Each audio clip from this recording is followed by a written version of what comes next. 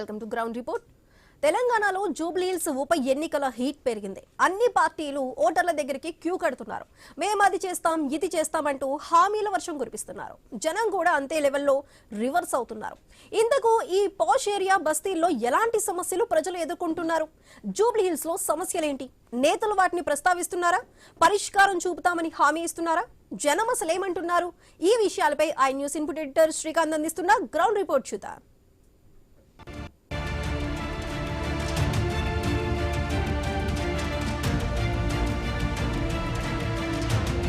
నమస్తే, welcome to I news. So దేశంలో రెండు అంశాలు ప్రధానంగా వినిపిస్తున్నాయి.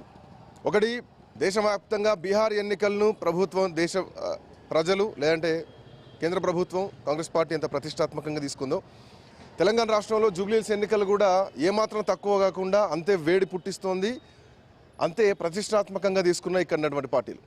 అధికారంలో కాంగ్రెస్ పార్టీ ఖచ్చితంగా గెలిచి చూపించాలని చూస్తోంది. వ్యతిరేకత లేదు మా ప్రభుత్వం పైన.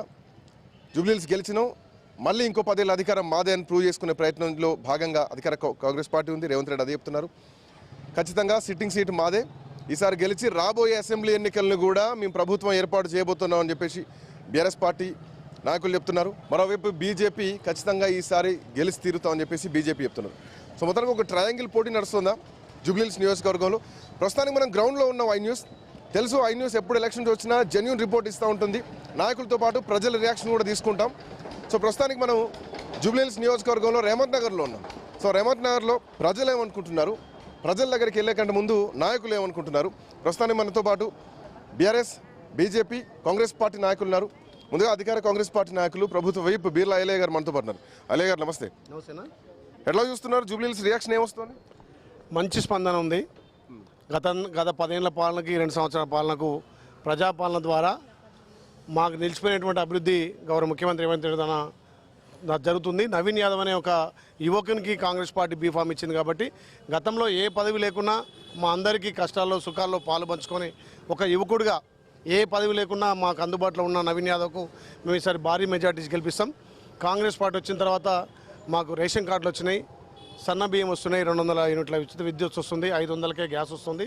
మా ఈ జూబ్లీహిల్స్ అనేది పేరుకే జూబ్లీహిల్స్, ప్రపంచం అంతా చూస్తే జూబ్లీహిల్స్ అంటే ధనిక కాన్షియస్ అనుకుంటారు, కానీ ఇక్కడ స్లమ్ ఏరియా ఎక్కువ, 100కి 80% స్లమ్ ఏరియా.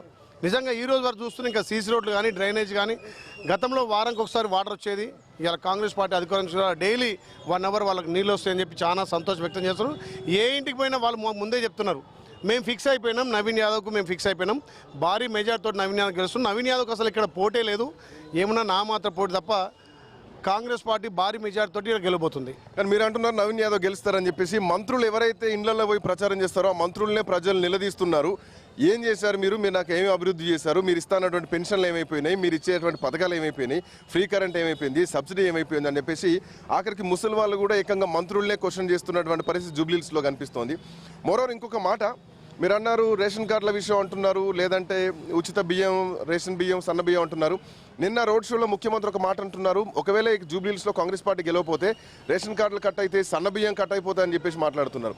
ఎందుకు కట్ అయితే జూబ్లీహిల్స్లో కాంగ్రెస్ పార్టీ గెలవకపోతే? జూబ్లీహిల్స్ ఏమన్నా పక్క రాష్ట్రంలో ఉందా, పక్క దేశంలో? ఎందుకు ఇక్కడ ఈ కట్ అయిపోతే ఒకవేళ కాంగ్రెస్ గెలవపోతుంది? అది కాదు, మీరు వక్రీకరిస్తున్నారు.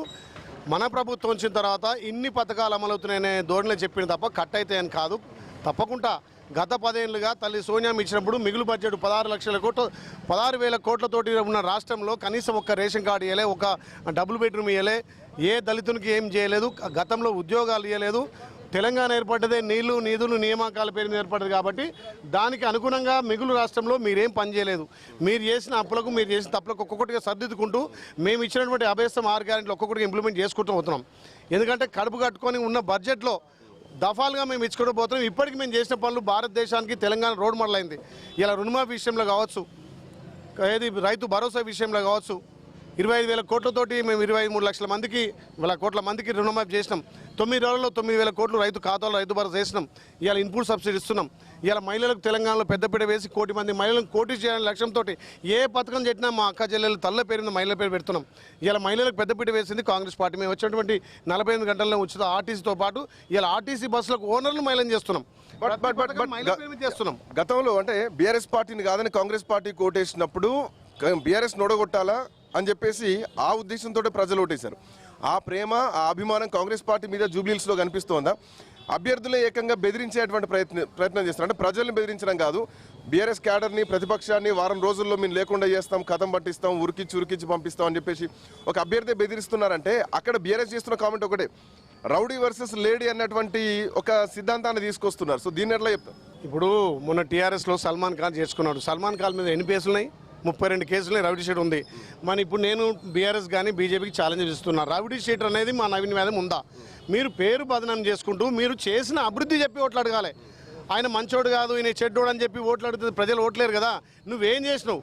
మేము చెప్తున్నాం 2 ఏళ్లలో మేము ఇన్ని పనులు చేసినాం, రుణమాఫీ చేసినాం, రైతు భరోసా ఇచ్చినాం, రేషన్ కార్డులు ఇచ్చినాం, ఇందిరా మిల్లు ఇచ్చినాం, సన్న బియ్యం ఇచ్చినాం, 500కే గ్యాస్ ఇచ్చినాం, పేదోడికి 200 ఉచిత విద్యుత్ ఇస్తున్నాం, ఇంకా సంక్షేమాలు అందిస్తామని చెప్పి ముందుకు పోతున్నాం. ఈ వెనకబడ్డ జూబ్లీస్ 10 సంవత్సరాలుగా నిన్న మా ముఖ్యమంత్రి చెప్పిండు, ఎన్నడన్నా గత ఎమ్మెల్యే ఇక్కడ ఈ ప్రాంతం గురించి అసెంబ్లీలో కొట్లాడిండా?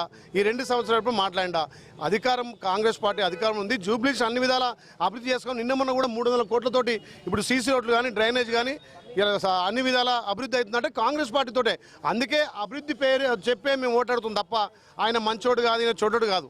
బట్ ఇంకా చాలా అంశాలు ఉన్నాయి. జూబ్లీహిల్స్ నియోజకవర్గంలో కాంగ్రెస్ పార్టీకి ఓటేస్తే మా ఇల్లు కూలగొట్టండి అని చెప్పేసి హైడ్రాకు మీరు లైసెన్స్ ఇచ్చినట్టే, హైడ్రాలకు మీరు పర్మిషన్లు ఇచ్చినట్టే, మూసీలో ఇల్లు కూలగొట్టమని పర్మిషన్లు ఇచ్చినట్టే. సో ఇవన్నీ ఎఫెక్ట్ అవుతున్నాయి, ఇవన్నీ బీఆర్ఎస్ పార్టీ ప్రచారం చేస్తాం. సో మైనార్టీ ఓటు బ్యాంక్ కూడా బీఆర్ఎస్ పార్టీ సైడ్ ఉందన్నటువంటి ఉద్దేశంతో మాత్రమే ఆల్ ఆఫ్ సడన్గా ఇమీడియట్గా ప్రస్తుతానికి అప్రస్తుతమైన అజారుద్దీన్కి మంత్రి పదవి ఇచ్చింది కాంగ్రెస్ పార్టీ అన్నది ఉన్నటువంటి విమర్శ. అజారుద్దీన్కి మొదటి నుంచి మంత్రి పదవి ఇస్తామని చెప్తున్నాం. అందుకే అందరూ ఆ ఉద్దేశంతో మంత్రి మైనార్టీకి ఇవ్వాలని చెప్పి ఇవాళ సామాజిక న్యాయం అంటేనే కాంగ్రెస్ పార్టీతో సామాజిక న్యాయం మొదటి నుంచి మంత్రి పదవి ఇస్తామని మీ పీసీసీ అధ్యక్షుడికి తెలియదు, మీ మంత్రులకు కూడా తెలియదు, మాకు మంత్రి పదవి ఇచ్చే విషయం మా దృష్టిలో లేదని చెప్పేసి వాళ్ళు అంటున్నారు. అందరూ తెలిసే పార్టీ నిర్ణయం, హైకమాండ్ నిర్ణయం తీసుకొని ఇచ్చింది. ముఖ్యంగా ఏ పార్టీ అయినా మేము ఏం చేసినాం, ఏం అభివృద్ధి మీద ఓటు అడగాలి తప్ప అతడు మంచోడు కాదు, మీరు 12 సంవత్సరాలుగా ఇక్కడ ఎమ్మెల్యే ఉండి ఈ ప్రాంతాన్ని విస్మరించింది కాబట్టి ఇవాళ ఏ ఇంటికి పోయినా అక్క చెల్లె తల్లందరూ కూడా నవీన్ యాదవ్ అనేది యువకుడు. మొన్నొక ఇంటికి పోయినా మా ఇంట్లో 6 చనిపోతే సావయ్యేదాకా అక్కడ ఉండి సాగు చేసిపోయిండు. ఓ అమ్మ చెప్తుంది, మా బిడ్డ పెళ్లి చేస్తే దగ్గరుండి పెళ్లి చేసి మా కొడుకు లేడనుకున్నాం కానీ మా కొడుకు నవీన్ యాదవ్ లెక్క ఉండి చేసిండు. అధికారం లేనప్పుడే ఎమ్మెల్యే కాకముందుకి ఇన్ని సేవలు చేసిండు. అలాంటి వ్యక్తికి కాంగ్రెస్ పార్టీ బీఫామ్ ఇచ్చింది కాబట్టి సో భారీ మెజార్టీతో గెలిపిస్తాం. కాంగ్రెస్ తోటే అభివృద్ధి సాధ్యం. గత 12 సంవత్సరాలుగా ఈ ప్రాంతం అంతా కూడా అభివృద్ధికి నోచుకోలేదు. ఇప్పుడు తప్పకుండా ప్రజాపాలనలో గౌరవ ముఖ్యమంత్రి రేవంత్ రెడ్డి నాయకత్వాన కాంగ్రెస్ పార్టీతో అభివృద్ధి సాధ్యమని చెప్పి ఏ ఇంటికి పోయినా వాళ్ళు స్వాగతం పలుకుతున్నారు. మేము ఓటాడక ముందుకే ఇప్పుడు 10 షాపులు తిరిగి వచ్చిన మేము చేయి గుర్తుకేస్తాం బిడ్డ అని చెప్తున్నారు వాళ్ళే. అంటే స్వచ్ఛందంగా వాళ్ళు ముందుకు వస్తున్నారు. వీళ్ళు ఏమున్నా డబ్బులు నమ్ముకోరు, ఎదుటోని దూషించడం తప్ప నేను ఈ పని చేసిన జూబ్లీస్ అని చెప్పుకోమంటున్నాం. మేము నువ్వేం చేసావో చెప్పి ఓటాడుగు, కానీ ఎదుటోని మీద నిందేసి వాళ్ళు ఇట్లా కాదు ఇట్లా. ఇప్పుడు మేము గౌరవ ముఖ్యమంత్రి రేవంత్ రెడ్డి గారు అప్పుల తెలంగాణకు ముఖ్యమంత్రి అయ్యిండు. ఆ రోజు పెద్దలు కేసీఆర్ గారు మిగులు రాష్ట్రానికి ముఖ్యమంత్రి అయ్యిండు. మిగులు రాష్ట్రానికి ముఖ్యమంత్రి ఉండి కనీసం డబ్బులు పెట్టుకుని కట్టిండా? పేదోడికి ఒక రేషన్ కార్డు ఇచ్చిండా? ఇవాళ ధనికుడు తినే బియ్యాన్ని, సన్న బియ్యం పేదలకు మేము ఇస్తున్నాం. మేము వాళ్ళు చేసిన అప్పులు వాళ్ళు చేసి తప్ప ఒక్కొక్కటిగా సర్దిద్దుకుంటూ కడుపు కట్టుకొని ఉన్న బడ్జెట్లోనే సంక్షేమాలు ఒకవైపు అభివృద్ధి ఒకవైపు చేసుకుంటూ పోతున్నాం. ఇది మా కాంగ్రెస్ పనితీరు, మా గౌరవ ముఖ్య పనితీరు. తప్పకుండా జూబ్లీస్లో భారీ మెజార్టీతో నవీన్ యాదవ్ గెలుస్తున్నాడు. రైట్, మెదకానంద్ గారు. సో భారీ మెజార్టీతో నవీన్ యాదవ్ గెలుస్తున్నారు. ఆయన ఇంకో మాట అంటున్నారు, ఇది నా ఇల్లు, ఇది నా వాడ, నా గల్లీ, ఇన్ని నుంచి వారం రోజులలో వెళ్ళగొడతామని చెప్పేసి. సో మీరు ఇన్ని రోజులు కిరాయికి ఉన్నారని చెప్పేసి ఆయన అంటున్నారు. అదే వాళ్ళ సొంత ఇల్లు అంట. వెళ్ళిపోవడానికి సిద్ధంగా ఉన్నారా? ఇక్కడ జెండా పాత్రడానికి సిద్ధంగా ఉన్నారు? ఇప్పుడు ప్రజలలో మేము తిరుగుతుంటే ఎట్లున్నదంటే, మంత్రి గారు ఇందాక జూపల్లి గారు తిరుగుతుంటే ఏ విధంగా ఒక ముసలామె సమాధానం చెప్పింది, ఆమె అడిగినటువంటి ప్రశ్నలకు సమాధానం చెప్పలేనటువంటి దౌర్భాగ్యమైనటువంటి పరిస్థితి లోపల కాంగ్రెస్ మంత్రులు కావచ్చు, వాళ్ళ ఎమ్మెల్యేలు కావచ్చు ఉండి అక్కడ పలాయనం చిత్తయిస్తుండ్రు. ఏమి ఆన్సర్ చెప్పలేని పరిస్థితులు. మేము చెప్తాం, కొంచెం వినండి అంటే మీరు 2 ఏళ్ల నుంచి చెప్తూనే ఉన్నారు నాయన. చెప్పి మేము ఇని మా చెవులు అరిగిపోతున్నాయి, ఇంక ఏం చెప్తారు, పాడిందే పాట పాసుబండ్ల దాస్ అన్నట్టు మేము వింటూనే ఉన్నాం, మీరు చెప్తూనే ఉన్నారు. 2 ఏళ్ల నుంచి ఒక్క వర్గం అన్న సంతృప్తిగా ఉందా? ఒక్క వర్గానికన్నా మీరు మంచి పనులు చేసినరా? ఎటొచ్చి కేసీఆర్ గారు ఆనవాళ్ళ తీసేయాలనేటటువంటి ఉద్దేశంతో ఇప్పుడు నేను ఒక్క ఉదాహరణకు ఒకటి చెప్తున్నా. నిన్న మేము ఎస్సీ ప్రజాప్రతినిధులము, మాజీ ప్రజాప్రతినిధులం అందరం కలిసి సెంటర్ ఫర్ దళిత్ స్టడీస్ అనేటటువంటి ఒక బిల్డింగ్కు సందర్శించినాం. అక్కడ దాదాపు 36 కోట్లు పెట్టి ఒక బ్రహ్మాండమైనటువంటి బిల్డింగ్ కట్టి కేసీఆర్ గారు దాదాపు 95 నుంచి 96% పనులు కంప్లీట్ అయినాయి. ఒక 4-5% కంప్లీట్ చేసేస్తే ఇక్కడ ఉన్నటువంటి వాళ్ళకు తెలంగాణ రాష్ట్రంలో ఉన్నటువంటి వాళ్ళకందరికీ విద్యాపరంగా లేకపోతే సివిల్స్ చదివేటటువంటి వాళ్ళు కావచ్చు, గ్రూప్స్కి ప్రిపేర్ అయ్యేటటువంటి వాళ్ళకు అదొక మంచి నిలయం అవుతుందని చెప్పి కేసీఆర్ గారు ఆలోచన చేస్తే దాన్ని కంప్లీట్ చేస్తే కేసీఆర్ గారికి ఎక్కడ పేరు వస్తుందని చెప్పి దాన్ని మూలకు పడేసినటువంటి ఘనత రేవంత్ రెడ్డి గారిది, కాంగ్రెస్ ప్రభుత్వాన్ని. వీళ్ళు ఏ ముఖం పెట్టుకొని గల్లీలకు వస్తున్నారు? గల్లీలకు మేము పోతే నేను ఒక ఆమెతో మాట్లాడుతుంటే ఆమె చెంపలేసుకుంటుంది ఇట్లా.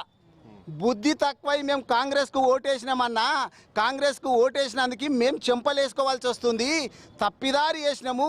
ఏదో కేసీఆర్ గారు ఒకటి ఇస్తుంటే వీళ్ళు అర్రస్పాట వాడినట్టు 1కి 2, 2కి 4, 4కి 8 అని చెప్పినందుకు మేము మోసపోయినాం తప్ప మోసపోయి గోసపడుతున్నాము. కేసీఆర్ గారు రావాలి, కేసీఆర్ గారు వస్తేనే మా బతుకులు బాగుపడతాయి అని చెప్పి వాళ్ళు అంటారు. అధికారంలో కాంగ్రెస్ పార్టీ ఉంది, సో గెలుపు ధీమా వాళ్ళు ఉన్నారు. ఇప్పటిదాకా నేను 10 షాపులు తిరిగితే 10 షాపులు చేయి గుర్తే రావాలి, మాకు కాంగ్రెసే గెలవాలని చెప్పేసి వాళ్ళు అంటున్నారు. మీరేమో మాకు అసలు మీ ఎందుకన్నా ఓటేసినాం అని చెప్పేసి బాధపడుతున్నారని మీరు అంటున్నారు. సో ప్రజలు ఏది నమ్మాలి? ఇప్పుడు జూబ్లీహిల్స్ ప్రజలు ఎవరు ఓటేయాలి? ఇప్పుడు ఇక్కడ ప్రజలు ఏమున్నదంటే ఇప్పుడు 2 ఉంటాయి. ఒకటేమో భయంతో చెప్తారు, ఒకటేమో భక్తితో చెప్తారు. కాంగ్రెస్ వాళ్ళకి చెప్పేది ఏంటంటే భయంతో చెప్తున్నారు. ఎందుకు భయపడాల్సిన అవసరం ఏముంది? మీరు ఇందాక చెప్పిండ్రు కదా, ఇక్కడ వారం రోజుల లోపల బీఆర్ఎస్ క్యాడర్ను తిరగనీయను, వాళ్ళ ఇండ్లు కూడా చూడలేరు, వాళ్ళ బాసులు కూడా ఓలేరు అని చెప్పి ఇక్కడ రౌడీయిజం ఎట్లా జరుగుతుందో ఎందుకులే ఓటేసేది ఏద్దాము, దెబ్బ కొట్టేది కొడదాము అనేటటువంటి ఉద్దేశంతో ఇక్కడ ఉన్నటువంటి ఓటర్లు అందరూ ఉన్నారు తప్ప వీళ్ళెవ్వరు కూడా మనస్ఫూర్తిగా లేరు. వీళ్ళకు మాకేందంటే కేసీఆర్ గారు అంటే భక్తి. కేసీఆర్ ఇప్పుడు రాజుకు కవికి తేడా ఎట్లనో వీళ్ళు ఏంటంటే ఖడ్గం పట్టుకొని నిలబడ్డారు. ఓటేస్తారా సస్తారా అన్న లెవెల్లో కాంగ్రెస్ పార్టీ వాళ్ళు వస్తే మేము పెన్ను పట్టుకొని నిలబడ్డాం. ఒక కవి ఎట్లుంటుందంటే గట్లున్నది మాకు, భక్తితోటి మాకుంటే భయంతో వీళ్ళు ఉన్నారు. బిడ్డ మీ ఓటేయకపోతే మీ సంగతి చూస్తామంటుండ్రు. ఇప్పుడే గల్లీలకు పోయి అన్న ఏ బోలే అన్న ఓ బోలే అనేటటువంటి వాళ్ళు వీళ్ళు రేపు అధికారం వస్తే ఏ విధంగా చెలాయిస్తారు, ఏ విధంగా గూండాయిజం చేస్తారు అనేటటువంటి ఆలోచన చేసుకోవాలి. ఇగో ఇక్కడ ఉన్నారు. ఎందుకంటే ప్రతిసారి గూండాయిజం రౌడీస్ అనేటువంటి పదాలను తీసుకొస్తున్నారు. హీఈస్ నాట్ రౌడీ, ఆయన రౌడీ కాదు, ఆయన ఒక ఎడ్యుకేటెడ్, ఆయన ఒక ఆర్కిటెక్ట్ చేసినటువంటి విద్యార్థి అని చెప్పేసి ఆయనే చెప్పుకుంటున్నారు. ఎందుకు ఆయన మీద ఒక రౌడీ అనేటువంటి పేరు బీఆర్ఎస్ పార్టీ తీసుకొస్తుంది? లంకల బుట్ని అని కోతులండి. తండ్రి రౌడీ అయినప్పుడు కొడుకు సొక్కం ఉంటాడా? ఇది ఆలోచన చేసుకోవాలి కదా. ఇక్కడ ఉన్నటువంటి ఇక్కడ జేఏసీ పిల్లలు నిలబడ్డారు. వాళ్ళకి ఏం వాగ్దానం ఇచ్చిండ్రు? మొదటి సంవత్సరం లోపల 2 లక్షల ఉద్యోగాలు అన్నారు. ఏమైంది? ఇందాక పాపం మా ఇలైన పరిస్థితి కూడా నేను అర్థం చేసుకుంటా, ఆయన నేను అనలేను. ఆయన ఇప్పుడు నోట్లో వెలక్కాయ ఇరుక్కున్నది. ఆయన బాగానే ఉన్నారు, ఆయనకు ప్రభుత్వ ఇప్పున్నారు, నియోజకవర్గంలో కూడా మంచి. ఇప్పుడు ఆయన ప్రభుత్వ ఇప్పున్నది. ఆయన ఇప్పుడు ఇక్కడ ఒకవేళ ప్రచారం చేయకపోతే ఆయన ఇప్పేటట్టున్నారు జనాలు చూస్తుంటే. ఇప్పుడు ఆయన పరిస్థితి ఆయనది కాబట్టి మనం ఏమంటాము, వాళ్ళ బాధను కూడా మేము అర్థం చేసుకోగలుగుతాము. ఇక్కడికి వచ్చేటటువంటి మంత్రులు కావచ్చు, ఎమ్మెల్యేలు కావచ్చు, మనసు చంపుకొని మేము ఏ గల్లీలల్లో పోయినాక క్షేమంగా తిరిగి రావాలరా బాబు, చీపురు గట్టల దెబ్బలకు మేము బలి కావద్దు అనేటటువంటి దాంట్లో వాళ్ళు ఉన్నారు. కాబట్టి వాళ్ళు ప్రచారం చేస్తే ఎవరు ఓట్లు వేసే పరిస్థితి ఉన్నది చెప్పు. ఇప్పుడు ఈ జేఏసీ వాళ్ళు చెప్తారు, వీళ్ళు ఇందాక మా ఐలన్న చెప్తున్నాడు మేము 60,000 ఉద్యోగాలు ఇచ్చినామని చెప్పి. వీళ్ళు నోటిఫికేషన్స్ ఎన్ని ఇచ్చిండ్రు, ఎన్నిటికి రాత పరీక్షలు పెట్టిండ్రు, ఎన్నిటికి ఇంటర్వ్యూలు తీసుకున్నారు. మేమిచ్చినటువంటి పరీక్షలకు వీళ్ళంతా పత్రాలు ఇచ్చేసి మేము ఇచ్చినామంటే మీరు ఇచ్చింది ఏంది, మీరు చేసింది ఏంది? వస్తా అంటే మీరు అన్న పాయింట్ కూడా వ్యాలిడ్ పాయింట్. ఎందుకంటే మంత్రులు తిరుగుతున్నారు, విప్పులు తిరుగుతున్నారు, ఎమ్మెల్యేలు తిరుగుతున్నారు. బీజేపీ నాయకుల దగ్గరికి వెళ్లే ముందు ఈ ప్రశ్నకు సమాధానంగా అంటే మనసు చంపుకొని కాంగ్రెస్ పార్టీ ఎమ్మెల్యేలు కానీ, విప్పులు కానీ, మంత్రులు కానీ తప్పనిసరి పరిస్థితుల్లో ప్రచారం చేస్తున్నారా, వ్యతిరేకతను ఎదుర్కొంటున్నారా? మెతుకానంద్ గారు అడిగిన ప్రశ్నకు సమాధానం ఏంటి? ఆనంద్ గారు మంచి చెప్పారు. గతంలో ఎక్కడైనా బై ఎలక్షన్ అయితే వాళ్ళ ఎమ్మెల్యేలు, ఎంపీలు, మంత్రులు, ముఖ్యమంత్రి పోయి ప్రచారం చేశారు. దుబ్బాక కావచ్చు, మునుగోడు కావచ్చు, హుజూర్నగర్ కావచ్చు, హుజాబాద్ కావచ్చు, ఎక్కడ బై ఎలక్షన్ అయినా రాష్ట్ర యాంత్రాంగం మొత్తం పోయింది. కానీ అట్లా మేము చేయట్లేం. బాధ్యతగా మేము చేసిన పనులు చెప్పుకోవడానికి, మా సంక్షేమాలు చూపించడానికి ఇలా ప్రజలే చెప్తున్నారు కదా. పెద్దలు అన్నారు, మరి ఆ రోజు నువ్వు రాత పరీక్ష పెడితే పత్రం ఎందుకు ఇవ్వలేదు? నువ్వు రాత పరీక్ష నువ్వే పెట్టినట్టున్నావు, నువ్వే నోటిఫికేషన్ అంటున్నావు, ఎందుకు ఉద్యోగాలు ఇవ్వలేదు? 10 సంవత్సరాలుగా తెలంగాణ నోటిఫికేషన్లు ఇచ్చింది వాళ్ళే, నింపింది మీరు. ఎన్నిసార్లు డిఎస్ఎస్, ఎన్నిసార్లు వాయిదా చేశారు, ఎన్నిసార్లు వాళ్ళు గ్రూప్ 1 గ్రూపులు పెట్టారు. ఇలా 10 ఏళ్ల పాలనలో మీరు ఎన్ని ఉద్యోగాలు ఇచ్చారు, మేము 2 ఏళ్ల పాలనలో ఎన్ని ఉద్యోగాలు ఇచ్చినాం? ఇలా యువకులను అడగాలి. ఇంకా నిరుద్యోగ సమస్య ఉంది, ఇస్తున్నాం 1 by 1గా ఒక్కొక్కటి అన్ని శాఖల్లో భర్తీ చేస్తున్నాం. కానీ మీ పాలన నచ్చక, మీ ఫామ్ హౌస్ పాలన నచ్చకనే తెలంగాణ ప్రజలు మేము ఇంట్లో కూర్చోబెట్టారు. భారతదేశానికే తెలంగాణ రోడ్ మోడల్గా ప్రతి నియోజకవర్గానికి 200 కోట్లతో ఇంటిగ్రేటెడ్ స్కూల్ పెడుతున్నాం. అంటే విద్యను వైద్యాన్ని 2 కూడా అభివృద్ధి చేయాలనే లక్ష్యంతో మేము ముందుకు పోతున్నాం. రైట్, వస్తాం మీ దగ్గరకు వస్తాం. ఆనంద్ గౌడ్ గారు మనతో పాటు ఉన్నారు, భారతీయ జనతా పార్టీ సీనియర్ నాయకులు. ఆనంద్ గౌడ్ గారు, ఒకవైపు కాంగ్రెస్ పార్టీ వర్షన్ విన్నారు, మీ కళ్ళ ముందే గత 10 ఏళ్లు పాలించినటువంటి బీఆర్ఎస్ పార్టీ వర్షన్ ఉన్నారు. పోటీ 2 పార్టీల మధ్యలో ఉందా? బీజేపీ ఏం చెప్తోంది? మీ ముగ్గురిని ప్రశ్నించడానికి నిరుద్యోగ జేఏసీ కూడా ఈరోజు రేవంత్ గారు చేరుకున్నారు. నాకు ఇద్దరు ప్రజాప్రతినిధులు, ఇద్దరు కూడా ఇక్కడ వాళ్ళ అభ్యర్థిని గెలిపించుకోవడానికి ఇక్కడ పాదయాత్ర చేస్తున్నాం. ముందుగా ఇద్దరు అన్న అంటుండు, ఐలన్న ఏమంటుండు అంటే ఈ 10 సంవత్సరాల బీఆర్ఎస్ ప్రభుత్వ పాలన అంటుండు. కానీ అన్న మర్చిపోతుండు 60 సంవత్సరాల పాలన మీదే. మధ్యన బ్రేక్ వచ్చింది, అప్పటి నుంచి బస్సు ఉన్నది. ఈ బస్సుల ఆ రోజు నుంచి కాంగ్రెస్ ఉన్నది, ఇప్పుడు కాంగ్రెస్ ఉన్నది. మధ్యలో బంగారు తెలంగాణ తెస్తానన్న టీఆర్ఎస్ కూడా 10 సంవత్సరాలు ఇక్కడ చేసింది. మరి బంగారు తెలంగాణ పక్కకు పెట్టండి. జూబ్లీ హిల్స్ అంటే అందరు అనుకుంటారు, హైదరాబాద్ పేరు చెప్పంగానే జూబ్లీ హిల్స్. అబ్బా, జూబ్లీ హిల్స్ అంటే ఎంత రోడ్లు, ఎన్ని బిల్డింగ్లు రోడ్ మీద పోతప్పుడు అక్కడిక్కడ చూసి ఇదంతా స్లమ్ ఏదైనా అవార్డు ఇవ్వాలనుకుంటే, సమస్యలు దేశంలో ఉన్న ఒక అసెంబ్లీ సమస్యలు ఎక్కువ ఉన్నది ఏదైనా అసెంబ్లీకి ఏదైనా అవార్డు ఇవ్వాలనుకుంటే జూబ్లీ హిల్స్ మొదటి స్థానంలో నిలుస్తుంది. ఇద్దరు కూడా జవాబు చెప్పాలి. మీ ఎమ్మెల్యేలు గవర్నమెంట్ ఉన్నా, గోపీనాథ్ గారు ఉన్నప్పుడు బీఆర్ఎస్ఏ ఇక్కడ గవర్నమెంట్ ఉన్నది. రోడ్లు అనుకుంటా జిల్లాలలో ఒక్కొక్కటి హరీష్ రావు గారు కానీ, కేటీఆర్ గారు కానీ, కేసీఆర్ గారు కానీ వాళ్ళ నియోజకవర్గాలకు దీనికి తేడా చూపించాలి. మీ న్యూసే పోయి చూడండి, ఆ నియోజకవర్గాలు ఎంత డెవలప్ ఉన్నాయి, రోడ్లు ఏ విధంగా ఉన్నాయి, వాళ్ళకి నీటి సౌకర్యం ఎట్లున్నది, గ్రామ స్థాయిలో కూడా బల్బులు వెలుగుతున్నాయి అక్కడ వాళ్ళ కాన్స్టిట్యున్సీలో. మరి జూబ్లీహిల్స్లో మీ ఎమ్మెల్యేనే ఉన్నాడు, మీ బీఆర్ఎస్ వాళ్ళు ఎందుకు చేయలేదు? అంతకుముందు 60 సంవత్సరాలు మీరే ఉన్నారు, ఇప్పుడు 2 సంవత్సరాలు మీరే ఉన్నారు. పోనీ ఆయన పొరపాటు చేసిండు, ఆయన ఏదో చేసిపోయిండు, అప్పుడు చేయలేదు, ఇప్పుడు 2 ఏళ్ళలో చేయలేదు. ఇప్పుడు చేయకుండా మీ ఇద్దరు వచ్చి గత అభివృద్ధి 60 ఏళ్ల కాంగ్రెస్ పాలన గురించి అంటున్నారు, 10 ఏళ్ల బీఆర్ఎస్ పాలన గురించి అంటున్నారు. భారతీయ జనతా పార్టీకి ఇక్కడ ఓటు బ్యాంకు మొదటి నుంచి కూడా చాలా తక్కువ. అభ్యర్థిని మళ్ళీ రిపీట్ చేస్తున్నారు, అదే అభ్యర్థి పెడుతున్నారు. ఓవైపు బీసీ సిద్ధాంతం నడుస్తోంది, ఓవైపు అదే బీసీ సంబంధించినటువంటి వ్యక్తి నవీన్ యాదవ్ను ఈరోజు కాంగ్రెస్ పార్టీ టికెట్ ఇచ్చింది. అట్ సేమ్ టైం సరే వారసత్వమా లేదంటే అక్కడటువంటి సెంటిమెంటా, ఆ కుటుంబ సభ్యులకు మాగంటి సునీత, గోపీనాథ్కి టికెట్ వాళ్ళు ఇచ్చారు.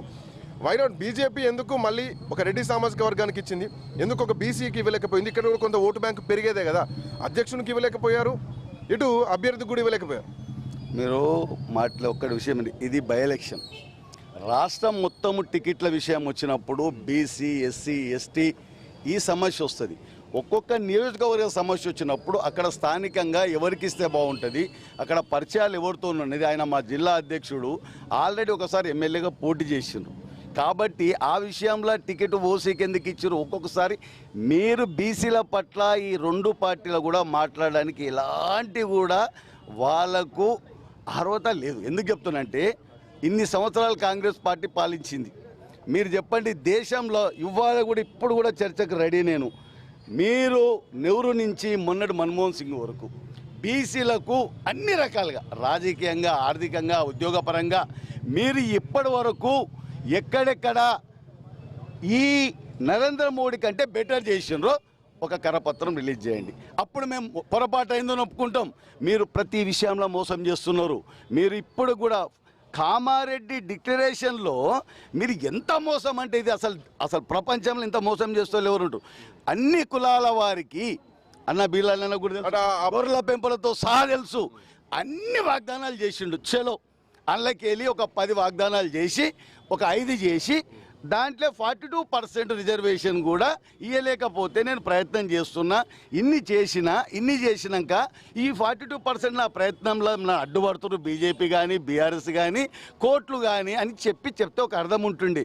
నువ్వు చేసిన వాగ్దానంలో ఒక్క కులానికి ఒక్కటి చేయకుండా 42% ప్రజలకు ఆర్థికంగా ఉపయోగపడే కులాలకేమో ఒక్కటి చేయవు, రాజకీయంగా దాన్ని తీసుకొచ్చి దాన్ని దేశంలో ఒక సమస్య లెక్క తెచ్చి ఇప్పుడే కాంగ్రెస్ పుట్టింది.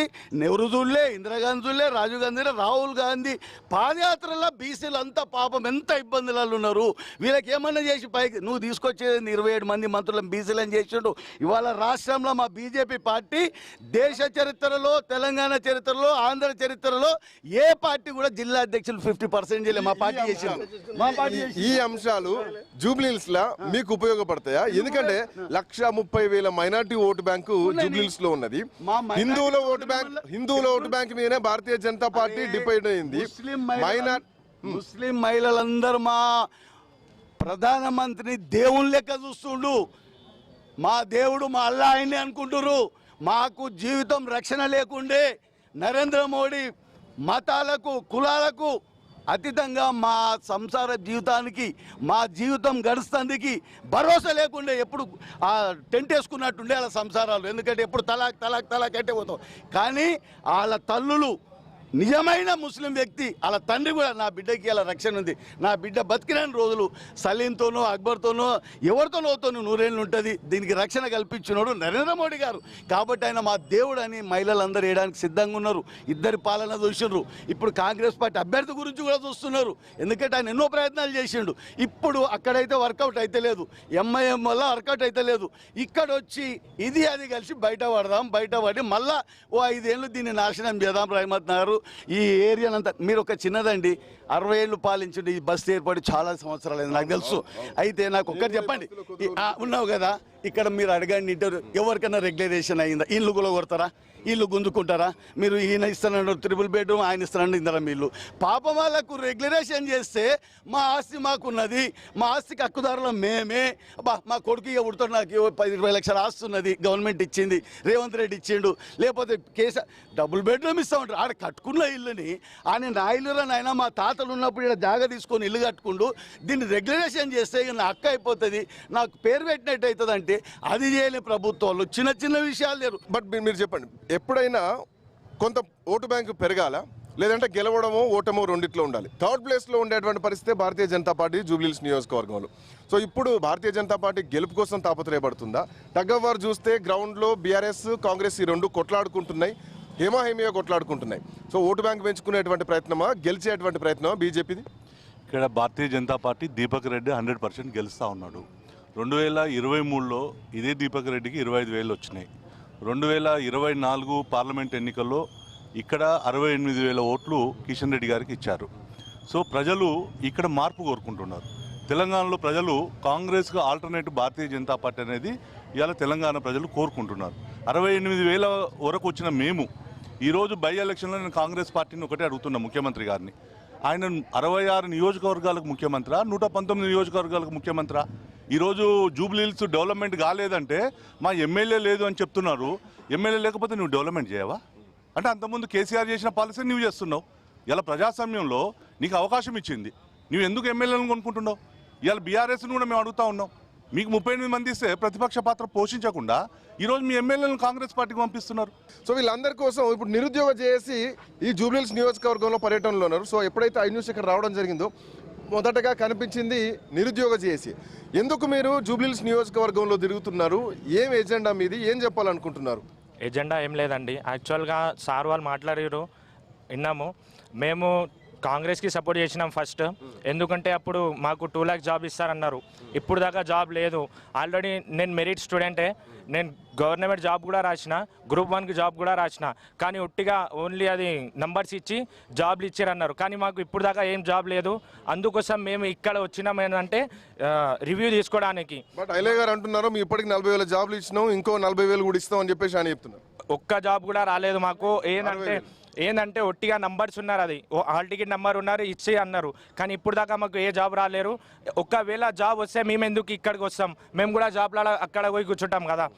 మేము ఏంటంటే ఇప్పుడు ఫస్ట్ పాత 10 yearsలో గవర్నమెంట్ ఉంది, బీఆర్ఎస్ గవర్నమెంట్, వాళ్ళు ఏమన్నారు, జాబ్ ఇస్తా అన్నారు. ఇవ్వలేరు. కాబట్టి మేము ఇక్కడికి ఇప్పుడు కాంగ్రెస్ ఇచ్చిన హామీలకు 2 lakhs job, 5 lakhs X guarantee ఇస్తున్నారు డిగ్రీ స్టూడెంట్స్కి. కానీ ఇప్పుడు దాకా ఏమి ఇవ్వలేరు. ఆ ప్రామిస్ కోసం మేము ఇప్పుడు దాకా 2 years దాకా చూస్తూనే ఉన్నాం, ఏం రాలేదు. కాబట్టి మేము ఇక్కడ వచ్చినాం జూబ్లీహిల్స్కి అది రివ్యూ తీసుకోవడానికి. ఎక్కడి నుంచి వచ్చారు? మీ ఏ యూనివర్సిటీ నుంచి వచ్చారు? ఓయో యూనివర్సిటీ వచ్చాం. ఐలే గారు ఏం సమాధానం చెప్తారు? ప్రశ్నలు మీ ముందే ఉన్నాయి. ఉద్యోగాలేవి, జాబ్ క్యాలెండర్లేవి, సంవత్సరానికి జాబ్ క్యాలెండర్ రిలీజ్ చేస్తున్నారు. ఇప్పుడు ఒక్క జాబ్ క్యాలెండర్ రాలేదు.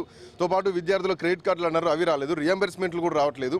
ఈ అంశాన్ని రాష్ట్ర వ్యాప్తంగా ఉన్నటువంటి విద్యార్థులంతా కూడా జూబ్లీహిల్స్ నియోజకవర్గంలో మీకు యాంటీగా ప్రచారం చేస్తున్నారు, ప్రభుత్వ వ్యతిరేకతను ప్రచారం చేస్తున్నారు. ఇప్పుడు తెలంగాణ ప్రజలు గమనించి యువతకు ఎంత పెద్దపీట వేస్తున్నాం, యువతకు ఏ రకంగా మేము ఉపాధి ఇస్తున్నాం, మా ప్రభుత్వం వచ్చిన తర్వాత ఎన్ని వేల ఉద్యోగాలు వచ్చినాయి, డిఎస్సి వేసినాం, టీచర్ పోస్టులు ఇచ్చినాం, 18,000 టీచర్ పోస్టులు కూడా రెగ్యులేట్ చేసి వాళ్ళకు ప్రమోషన్స్ ఇచ్చినాం. ఈ ప్రభుత్వం ప్రజాప్రభుత్వం నిరుద్యోగులకు పెద్దపీట వేసే సుమారు ఇప్పటికి 60,000 పైచీలకు నింపినాం. ఇంకా కూడా జాబ్ క్యాలెండర్ ద్వారా అన్ని శాఖల్లో ఖాళీ ఉన్నట్టు భర్తీలు నింపుతున్నాం. కాకపోతే వాళ్ళని కొంతమంది ప్రలోభపెట్టి ఇక్కడ జూబ్లీహిల్స్లో యునానిమస్గా అంటే భారీ మెజార్టీతో కాంగ్రెస్ గెలుస్తుంది, కానీ కుట్రలో భాగం తప్ప. ఇలా మీరు గమనించండి, ఏ శాఖకు పోయినా ఉద్యోగాలు, పోలీస్ శాఖ తీసుకోండి, రెవెన్యూ శాఖ తీసుకోండి. గత ప్రభుత్వం వీఆర్ఏ వ్యవస్థను తీసేస్తే మళ్ళీ మా ప్రజాప్రభుత్వం వీఆర్ఏ వ్యవస్థను తీసుకొచ్చి వాళ్ళు రైతులకు గుదిబండగా ఉన్నటువంటి ధరని తీసుకొస్తే ధరని తీసేసి అలా భూభారత్ తీసుకొచ్చి రైతులకు న్యాయం చేస్తున్నాం. అన్ని శాఖలను ప్రక్షాళన చేసి ఉద్యోగాలకు పెద్దపీట వేస్తున్నాం. ఇంకా గత 10 ఏళ్ళుగా వాళ్ళ ఉద్యోగాలు ఏమిటి కొంచెం ఉద్యోగ సమస్య ఉంది తెలంగాణలో, లేదంటలేం. అందరినీ రెగ్యులేట్ చేసి ఒక్కొక్కటిగా మేము ఇచ్చుకుంటూ పోతున్నాం. ఆనంద్ గారు చివరిగా ఏం చెప్తున్నారు? అయితే ఇందాక మా ఆనంద్ గౌడ్ అన్న బీసీలకు సంబంధించినటువంటి రిజర్వేషన్ మాట ఒకటి తీసుకొచ్చిండు కాబట్టి దాని మీద ఒక ముచ్చట మాట్లాడాలి. ఎందుకు అంటే మొన్న అసెంబ్లీలో కాంగ్రెస్ వాళ్ళు ఇచ్చినటువంటి హామీని ఏదో నెరవేర్చాలనేటటువంటి తూతూ మంత్రంగా పెట్టినటువంటి బిల్లు అందరు కూడా బీజేపీ వాళ్ళు యాక్సెప్ట్ చేసిండ్రు, బీఆర్ఎస్ పార్టీ వాళ్ళు చేసిండ్రు, కాంగ్రెస్ వాళ్ళు చేసిండ్రు. చేస్తే అక్కడ పోయి ఆగిపోయింది. వీళ్ళు ఒక్కొక్క రోజుకి ఒక్కొక్క మాట మాట్లాడుతున్నారు. ఓ రోజు ఆర్డినెన్స్ అంటారు, ఓ రోజు జీవో అంటారు, ఓ రోజు బిల్ అంటారు. గవర్నర్ దగ్గర పెండింగ్ ఉండగానే దాని రాష్ట్రపతి దగ్గర పెండింగ్ ఉండగానే ఏమేమో కథలు చేస్తున్నారు. వీళ్ళిద్దరు బీజేపీ వాళ్ళు కావచ్చు, కాంగ్రెస్ వాళ్ళు కావచ్చు, మొన్న ఈ బీసీలకు సంబంధించినటువంటి ధర్నా పెడితే వీళ్ళు వచ్చి పాల్గొని ఎవరి మీద ధర్నా చేస్తున్నారో అర్థమైతలేదు. ధర్నా ఎవరి మీద చేయాలా? ఎవరి చేతులు అయితే ఉందో వాడు చేస్తలేడు అనేటటువంటిది చేయాలి. అధికారంలో సెంట్రల్లో ఉన్నది ఎవరు? బీజేపీ వాళ్ళు.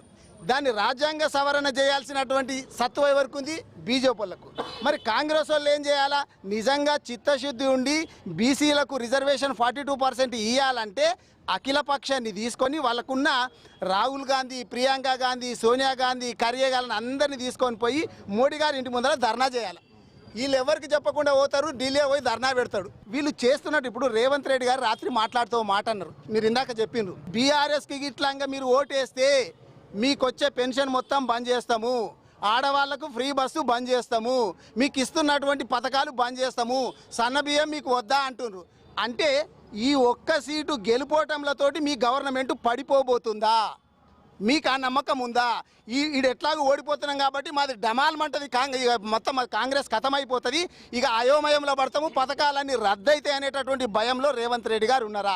మొత్తానికి జూబ్లీహిల్స్ నియోజకవర్గ ఉప ఎన్నిక చాలా వాడివేడిగా నడుస్తోంది. మనం చూడొచ్చు ఇప్పటి వరకు జరిగినటువంటి మాటలు తూటల్లాగా వెళ్తున్నాయి. ఖచ్చితంగా ఇక్కడ గెలుస్తామని చెప్పేసి బీఆర్ఎస్ పార్టీ ధీమా వ్యక్తం చేస్తోంది. లేదు ఖచ్చితంగా కాంగ్రెస్ పార్టీ గెలుస్తుందని చెప్పేసి కాంగ్రెస్ పార్టీ నాయకులు ధీమా వ్యక్తం చేస్తున్నారు. బట్ ప్రజా తీర్పు ఎట్లా ఉండబోతోంది? ప్రజల వర్షన్ కూడా తీసుకుందాం. ఇది కేవలం రాజకీయ నాయకుల వర్షన్, జేఏసీ వర్షన్ మాత్రమే. ఇక ప్రజలు ఏమనుకుంటున్నారు జూబ్లీహిల్స్ నియోజకవర్గంలో అన్నటువంటి రిపోర్ట్ను కూడా ఐ న్యూస్ ఇవ్వడానికి సిద్ధంగా ఉంది. కెమెరామెన్ సుధాకర్తో శ్రీకాంత్, ఐ న్యూస్, జూబ్లీహిల్స్ నియోజకవర్గం, రెహమత్ నగర్ సెగ్మెంట్ నుంచి.